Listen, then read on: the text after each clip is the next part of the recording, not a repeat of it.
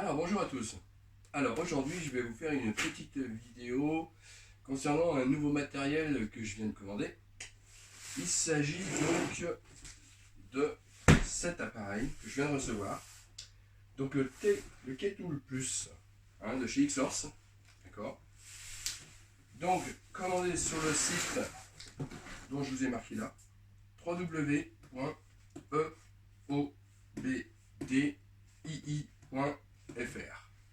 Voilà. Donc, je vous fais cette petite vidéo, on va l'ouvrir ensemble, comme ça on pourra constater. Voilà.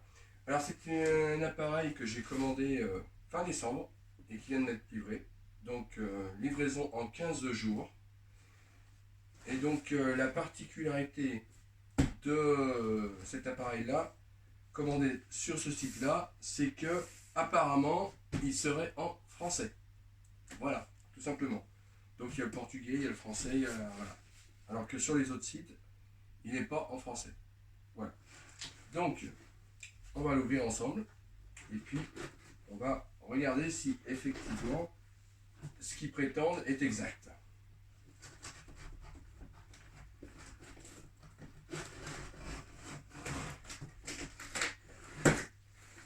Alors, pour la petite histoire, ça a été livré par la Poste, Chronopost.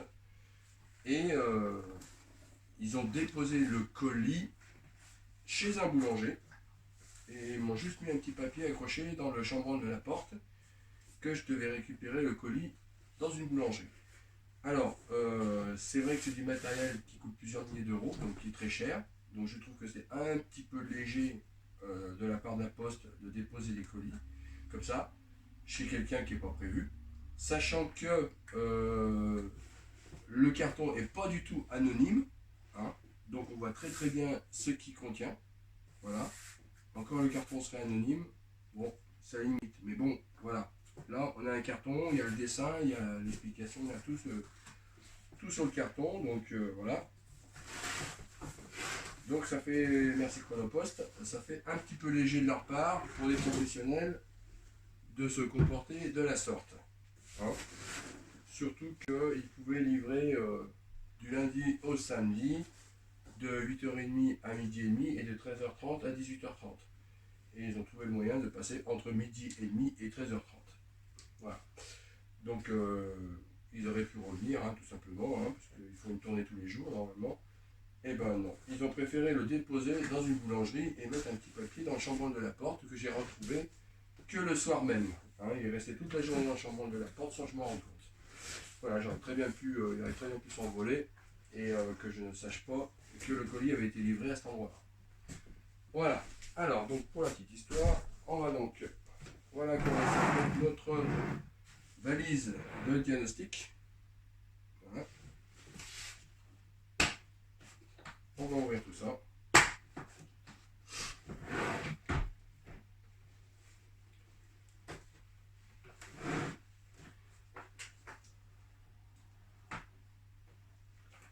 Donc on a la petite notice qui est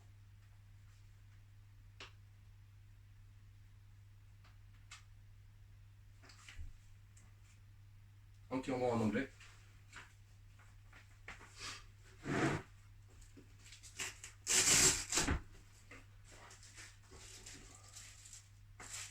On a notre tablette.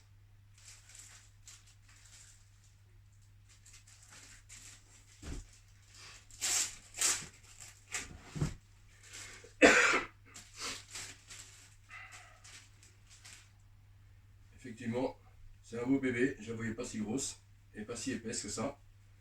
Voilà, puisque là on est sur pratiquement 18 cm de hauteur sur 22, presque 30 cm de large. Voilà, d'accord. On a une poignée derrière pour la tenir à la main, comme ceci.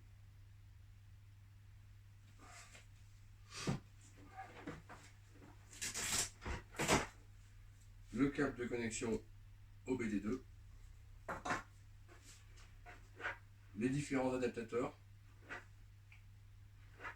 au nombre de 3,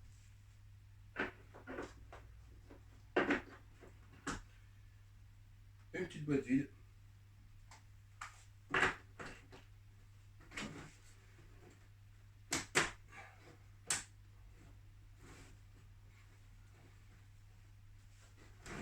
Alors, là nous avons, pour faire du Mercedes, donc le petit câble pour remplacer en toute clé perdue normalement, pour remplacer la clé du client quand il n'a plus de clé. Là on a donc toute la série de câbles également. Voilà. Donc les embouts sont destinés à être soudés sur les cartes mères. Là nous avons le chargeur ici, un convertisseur. Alors le chargeur, là vous avez un câble USB-C, USB-C, double USB-C, donc de chaque côté. Encore un câble.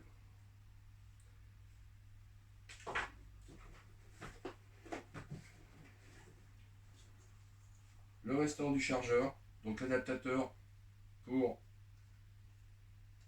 adapter le système américain en système européen.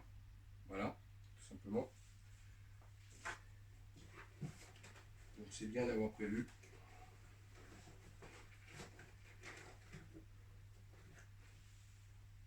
Encore un câble avec une pince crocodile d'un côté et un jack de l'autre côté.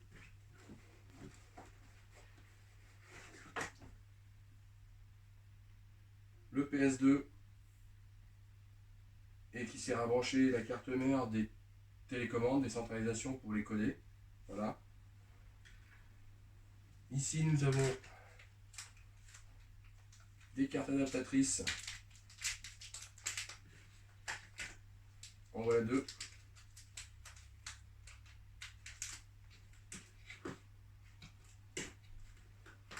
Et en voilà trois. Voilà.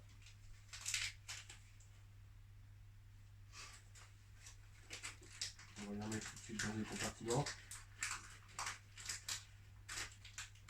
Alors il y a plus de compartiments qu'à 4 cartes, puisque apparemment la valise est prête pour recevoir 12 cartes. Il y en a 3 sur les 12 compartiments, le reste est tout vide.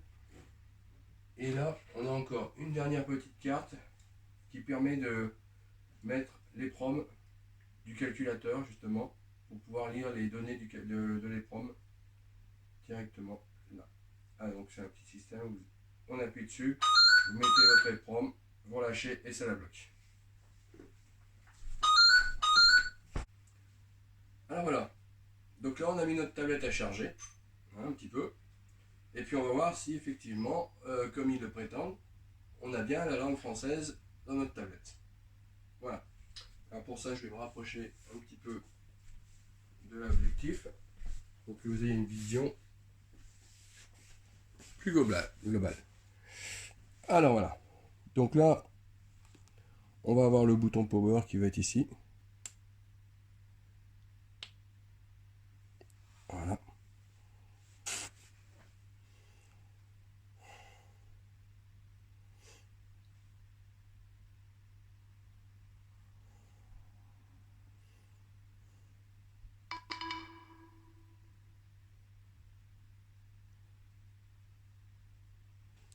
Alors voilà, donc là il faut qu'on choisisse notre langue.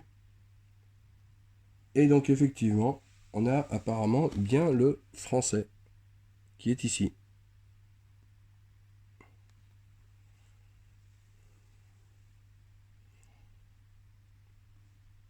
Alors on accepte.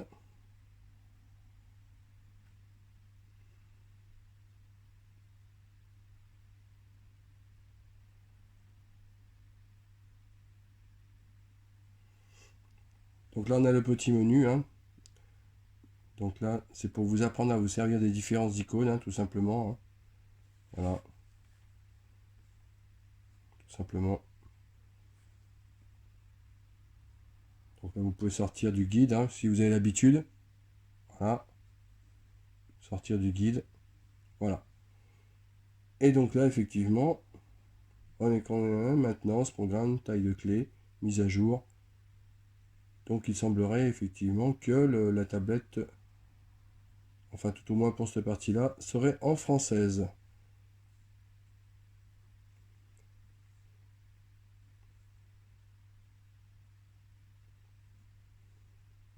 Alors effectivement, regardez, tout n'est pas traduit, hein, évidemment.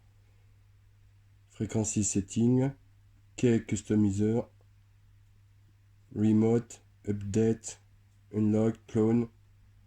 Voilà, donc on va dire que c'est pas la totalité de la tablette qui est traduite, hein, tout simplement. Hein. Field management. Alors, renouvellement à distance, ça c'est bien français. Ok, mais regardez, si je clique dessus, là les menus, eux, ne sont pas en français, mais bien en anglais. Donc, ça veut dire qu'il faut quand même avoir quelques notions d'anglais. Définir une super chips. Là, on est effectivement sur du français. Là aussi. Voilà, et là, on repasse en anglais. Voilà. Donc là, ça veut dire que voilà, une partie est traduite effectivement en français, mais ça reste une partie apparemment assez limitée, hein, puisque c'est surtout le menu qui est traduit. Mais dès que vous rentrez dans les explications ou dans les procédures, là par contre, la traduction française n'y est plus. Voilà. Oui.